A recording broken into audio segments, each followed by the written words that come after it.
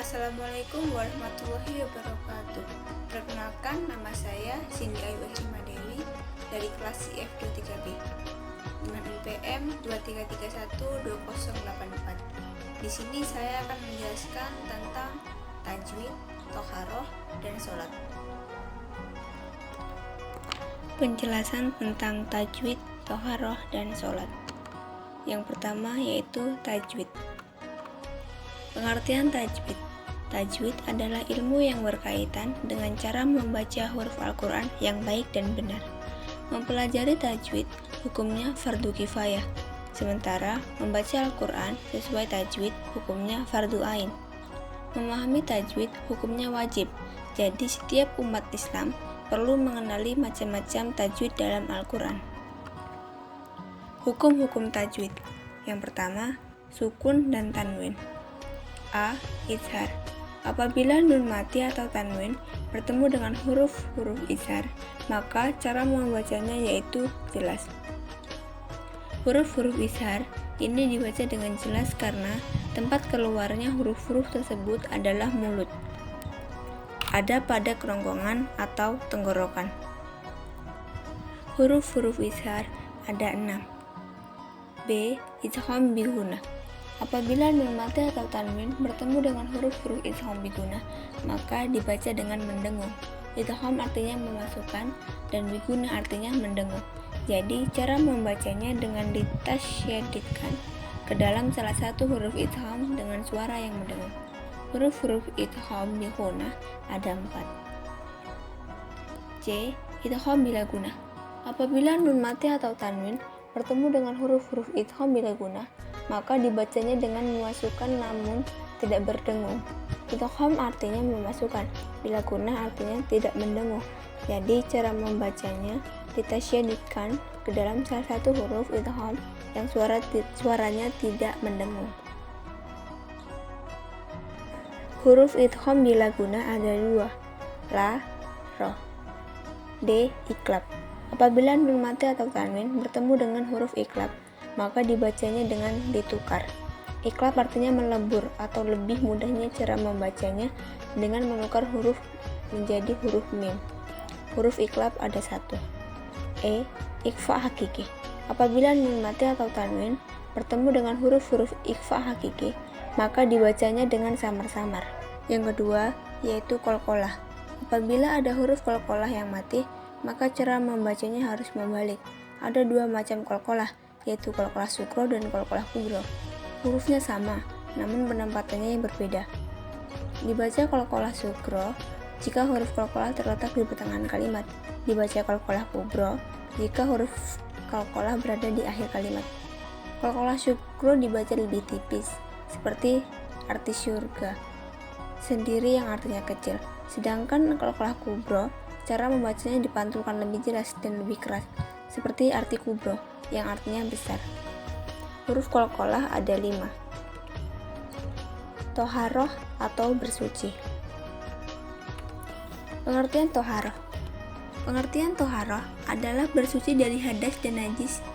Toharoh ini tidak sebatas membersihkan badan. Suci dari hadas berarti melakukannya dengan berwudu, tayamum, serta mandi. Sedangkan suci dari najis yaitu harus menghilangkan kotoran yang ada di badan, pakaian, dan tempat. Toharoh memang sangat berkaitan dengan ibadah sholat sebagai salah satu syarat sah sholat supaya diterima oleh Allah Subhanahu wa Ta'ala. Macam-macam toharoh. 1. Toharoh manawiyah. Toharoh manawiyah merupakan bersuci secara rohani dengan membersihkan segala penyakit hati seperti riya, iri, dengki, atau hal lainnya. 2. Toharoh hisyah. Sementara toharoh hisyah adalah bersuci jasmani atau membersihkan bagian tubuh dari sesuatu yang terkena najis dari segala jenis kotoran maupun hadas besar dan hadas kecil. Jenis-jenis air untuk toharoh.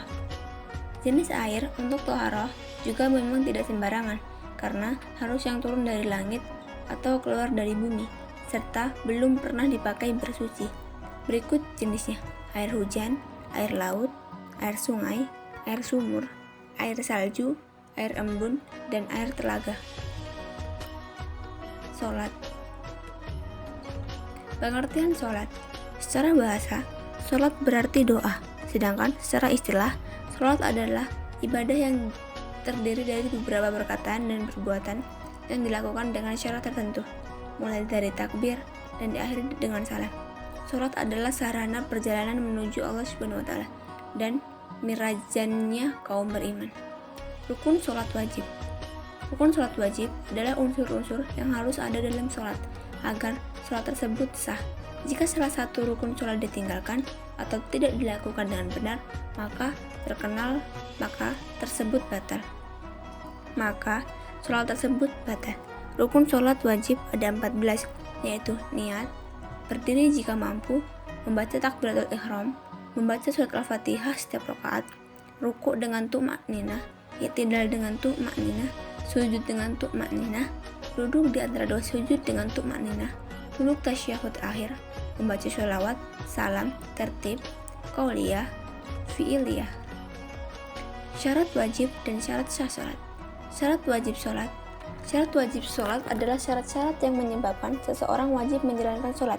Jika salah satu syarat wajib sholat tidak terpenuhi, maka seseorang tidak dibebani kewajiban sholat. Syarat wajib sholat ada 6, yaitu beragama Islam, dewasa, berakal sehat, suci dari haid dan nifas, telah sampai ajaran Islam, bersih dan suci dari najis. Syarat sah sholat. Syarat sah sholat adalah syarat-syarat yang harus dipenuhi sebelum menjalankan sholat sehingga sholat seseorang menjadi sah. Jika salah satu syarat sah tidak terpenuhi, maka sholat tersebut tidak sah dan harus diulangi. Syarat sah sholat ada 5, yaitu suci dari suci badan, pakaian, dan tempat sholat dari najis. 2. Suci dari hadas, baik hadas besar maupun hadas kecil. 3. Menutup aurat. 4. Telah masuk waktu sholat.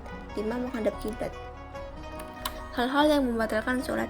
Hal-hal yang membatalkan sholat adalah hal-hal yang jika dilakukan oleh seseorang saat sedang sholat, maka sholatnya menjadi batal dan harus diulangi. Yang pertama, sengaja berbicara atau mendengar orang berbicara. 2. Sengaja makan atau minum. 3. Sengaja mengeluarkan najis atau angin. 4. Sengaja mengubah posisi tubuh sehingga tidak menghadap kiblat lagi. 5. Sengaja melakukan gerakan yang banyak dan tidak ada hubungannya dengan sholat. 6. Sengaja tertawa berbahak-bahak. 7. Hilang akal karena gila atau pingsan.